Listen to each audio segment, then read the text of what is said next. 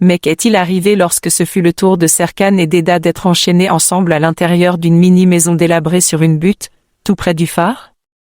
Et puis ça commença à pleuvoir.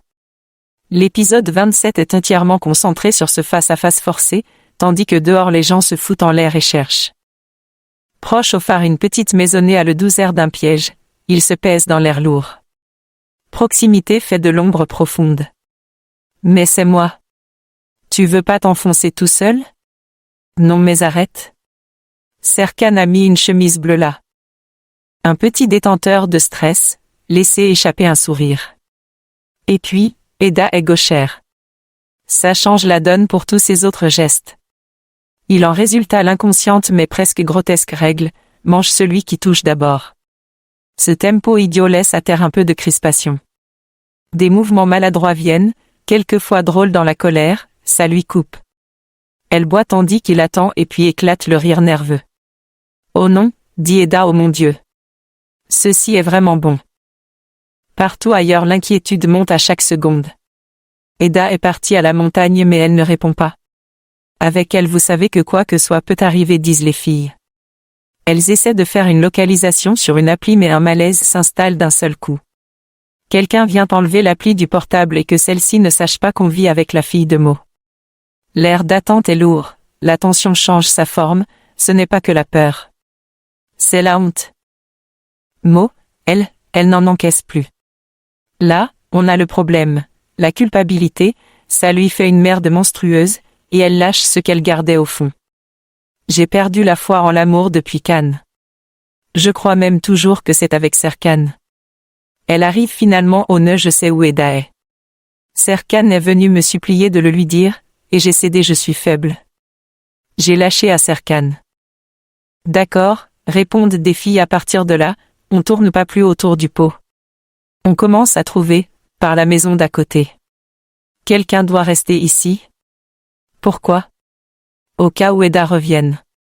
Personne ne veut manquer l'instant où elle revient. Bon, dans la maisonnette ça sera plus rapide.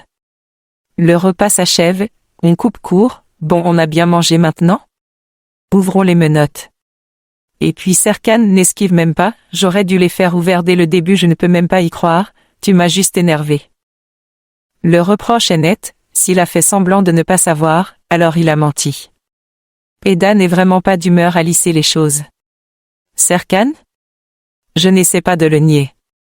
Dis plutôt. Parce que ça sonne comme une petite justif intime. Je l'ai fait car je l'aime bien. Mais voilà le hic, cet état a un coût. Ah mais? La clé sort. Les menottes s'ouvrent. C'est pas vrai, on peut faire un truc comme ça? Hein? Tu as adoré. Ah non, c'est Eda. Mais c'est marrant. Parce que je t'aime. Juste derrière, Serkan fait la transition avec un bon petit acte, un geste de la main, voici, on se donne une veste ou alors un pull ou quelque chose comme ça. Fais-lui parvenir. Bientôt cela refroidira, je vais aller couper du bois. Eda, coupe ça sur le champ. Ce bois ne fait rien au cas, ils ont été assis là pendant des heures. Ils ne parlent même pas, je vous préviens, la discussion s'éternisera.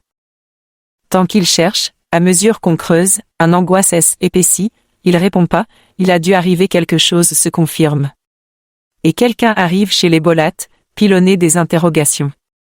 Là, au même moment, Ismet est en train d'appeler Eidan, ce qui rend de l'ensemble un sentiment du genre « ok, allons-y tous », mais on ne sait pas vraiment où. Alors que c'était le cas, une information bombarde, on annonce que Serkan apparaît à la villa de la famille. Et Céline, m'a dit le narrateur, elle est blonde, petite et grosse. Là, elle entendit ça et le résultat était clair. Il se met à pleuvoir, cela n'a plus rien de mauvais temps, dehors le mur gris, droit sans faille, lourd comme une prison. Autour de la table, les assiettes sont vides. La colère est encore ici, l'intimité forcée est toujours présent, sans les menottes. Mais le détail fait tout. Vas-y, je t'écoute. Tu veux que j'en fasse quoi? Fais. Ça fait combien pour toi? J'ai quel âge? Mais t'as pas le sens du compte? Toi, Mélek, je vous démeurtris. La phrase atteint comme un chantage Eda de plein fouet. Loin du reste, On sent que la phrase touche dans son coin digne, ou même l'œil est distrait. Tu l'avais oublié, non? Non. Je ne l'ai pas oublié, dit Serkan. Je vais arranger ça. Il remonte des souvenirs spécifiques, tels que, l'hôtel, on reviendra à celui-ci mais c'était Eda dès le départ, Eda est celle qui a eu cette idée, et on se reprendra ça. Eda se crispe et tranche, rien ne m'est acquis. Et puis elle rentre son coup, tu crois que... Ce n'est pas que ça. Mais pourquoi, je ne sais pas vraiment, j'ai peur d'essayer de le dire à nouveau. Je pars, dit Eda, et la porte ouvre à la pluie. Ça casse la tension. Alors dit-elle, est-ce qu'il va pleuvoir beaucoup aujourd'hui? Et enfin arrive le vrai truc, pourquoi vous m'avez amené ici? En dehors de l'offre d'un emploi. Serkan, non, je crois bien affronter. Et je sais bien que tu es furieuse, mais t'en tiens plutôt là. Tu reconnais que c'était moi qui avais l'air intelligent. Si seulement tu avais eu un peu plus de prudence. Je t'accuse d'être à la hauteur du coup. Tu devrais plier l'échine plutôt que de m'accuser. Devient combat épique. Il insiste pour qu'elle l'écoute. Mais je comprends rien. Dites donc, vous êtes devenu quoi, là? Et puis, je veux plus respirer la même air que lui. Sévèrement, ah. Ça se fait, je pars et elle ouvre la porte. Aussitôt les frappe la pluie torrentielle, froide, violente, trempée, Eda referme le plus près qu'elle peut, comme si la montagne elle-même. C'est quoi? Serkan, c'est ça. Je t'exige de me dire ce qui te fera arrêter d'être une ordure. Et voilà que la pluie rentre tout le monde à l'intérieur. On est tout mouillé, dit-il en tendant à elle une serviette sèche alors que, dégoulinantes, elles sont de retour dans la petite pièce. Le feu l'allume. Non. Je m'éloigne, a dit Eda. Le reste de sa rigide attitude en disait long. Sérieusement? Oui. Serkan soupire, s'essuie le visage. J'aurais dû savoir qu'elle pouvait me supporter aussi peu. Puis il propose, nous devrions y aller. Et là nous sommes au cœur du problème, la pluie tombe à seaux. La route n'est plus praticable. Et nous savons tous. C'est la nuit sans fin. C'est l'enfermement au-dedans, dans sa tête. La pluie continue à tomber sans relâche. Le toit bat et retombe sur l'homme. Tout ce qu'il n'a pas dit remonte, maintenant. Pour la première fois depuis leur explosion de relations, nul endroit pour s'enfuir. Ils ne sont que tous les deux, le feu, et cette maison qui oblige à voir les choses. C'est brutal. Le toit fuit par endroits où les gouttes tombent dans divers conteneurs mis de toutes pièces. En d'autres termes, la réalité pratique triomphe, seule demeure existante est minuscule et contient un vieux lit double, c'est ici qu'il faut dormir. C'est le matin. Eda est la première à se réveiller, elle ouvre ses yeux et ressent une chaleur exceptionnelle sur son flanc. Serkan est encore endormi, tourné vers elle, un de ses bras allongés, comme s'il lui avait cherché à se retenir pendant qu'elle dormait, Eda reste pétrifiée. Le moment est silencieux, mais il pèse. Arrive un appel vidéo de Fifi, elle veut les nouvelles, mais ce sera bien pour plus tard. Fifi est choquée d'entendre qu'Eda ait dormi avec Serkan. Rien que ce petit détail change l'ambiance, même vu sur un écran. Mais sur le chemin du retour, finalement désobligé, Serkan dit qu'il veut la ramener chez elle, alors crie Eda, non, je veux prendre un taxi. Et dit encore, oh. Emmène-moi juste sur la route. Oh non, il m'a dit qu'il n'avait plus à me revoir. Alors? Comment t'as mis dans le coffre? Serkan.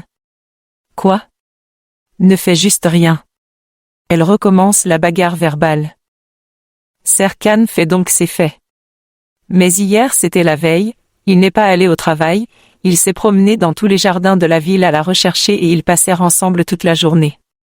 Et ensuite pour son hôtel j'aurais besoin de ton aide. Ça veut dire qu'on ne peut pas feindre que rien n'a eu lieu. Il le fait, pour toi mais aussi pour Méo. Va bien pour un jour. Cadre clair, on est ensemble ces 24 heures. Les derniers en accord et ensuite chacun de son côté. Lorsque Serkan arrive enfin chez lui, il est accueilli par une mer partagée entre le soulagement et la demande à l'énumération. Quant à Céline et Ferit, eux sont en pleine crise, Ferit vient faire parler les choses sur quelques idées pour l'entreprise, cela tourne mal autour du mariage, des doutes, donc ça se continue bien au-delà de la montagne. Au bureau d'Engin et de Péril, il joue au billard avec Férit, le ton est plus léger. On le titille sur le billard. Il fait tout, dit Férit. Pas seulement moi. Les piques s'enchaînent sur la femme à problème et l'homme à problème. Cette façon de rire, lâche. Plus tard, la nuit s'est installée, Férit va pêcher avec Engin. Tout le monde observe ses prises, à lui comment t'es fait avoir. La fin de la scène est posée, sous les étoiles filantes. Merci pour votre attention au déroulement de l'épisode 27. Si vous avez apprécié son contenu, n'hésitez pas à laisser votre commentaire.